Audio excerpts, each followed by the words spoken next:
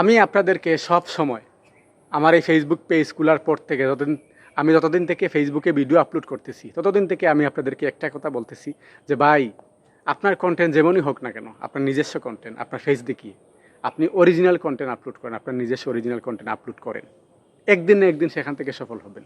ঠিক আছে, ফেসবুক কিন্তু এখন সেটাই বলে দিয়েছে যে অরিজিনাল কন্টেন্ট ছাড়া কখনো কিন্তু কন্টেন্ট মনিটাইজেশন পাবেন না।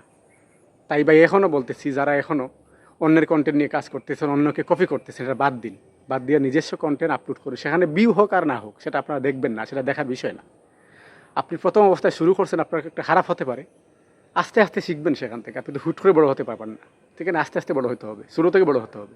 তাই সবসময় নিজের কন্টেন্টের দিকে, অরিজিনাল কন্টেন্টের দিকে ফোকাস করুন, তাহলে কিন্তু একদিন না একদিন সফল হবেন। আপনার প্রথমে হ্যাঁ ভিউ না আসতে পারে, লাইক কমেন্ট ভিউ এগুলো খুব কম আসবে, কিন্তু এক সময় দেখবেন আপনার ভিডিওতে মিলিয়ন মিলিয়ন ভিউ আসবে। ঠিক আছে, হাজার হাজার কমেন্ট আসবে, হাজার হাজার লাইক আসবে। তাই সবসময় অরিজিনাল কন্টেন্ট নিয়ে কাজ করবেন।